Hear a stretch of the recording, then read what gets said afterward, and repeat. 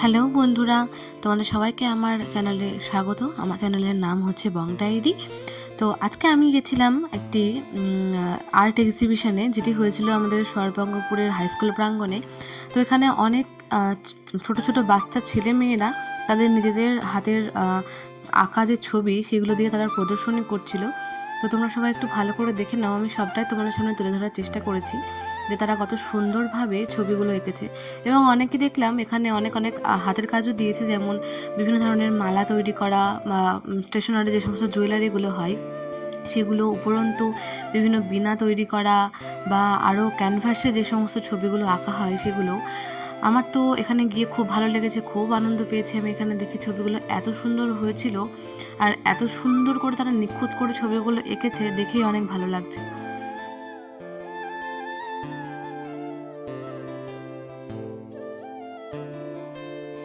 এই যে এখানে যে ছবিগুলো তোমরা দেখতে পাচ্ছ, এখানে আমার যে কাকুর ছেলে অর্থাৎ ভাই, সেই ভাইয়ের ছবিও আছে।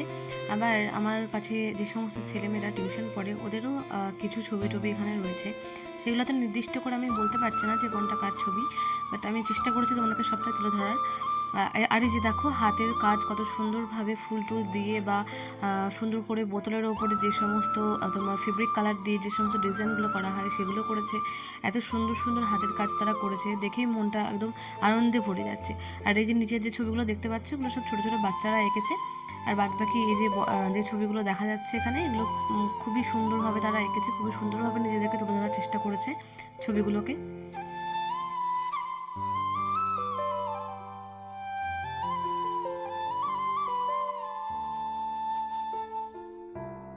আর এই যে এখানে তোমাদেরকে যে বীণাটার কথা বলেছিলাম, এই যে এটা হচ্ছে সেই বীণা। আর কত সুন্দরভাবে ফুল বানিয়েছে দেখো। আবার এই যে সরার ওপর ডিজাইনগুলোও কিন্তু খুব সুন্দর লাগছিল। আর এই যে একটু আগে বলেছিলাম যে ক্যানভাসের ডিজাইন, এগুলো হচ্ছে ক্যানভাসের ডিজাইন। ওদের যে আঁকার যে স্যার আছে সেই স্যারও এখানে কিছু আঁকা দিয়েছেন। আর এই যে কত সুন্দর করে তারা এঁকেছে ছবিগুলো, আর এত সুন্দরভাবে তারা সাজিয়ে গুছিয়ে রেখেছে, এটা দেখেই মনটা ভরে যাচ্ছে দেখে। তো দেখতে থাকো তোমরা, আরও কিছু অনুষ্ঠান আছে, নাচ গানের কিছু প্রোগ্রাম আছে, সেই প্রোগ্রামগুলোও আমি একটু তুলে ধরার চেষ্টা করেছি।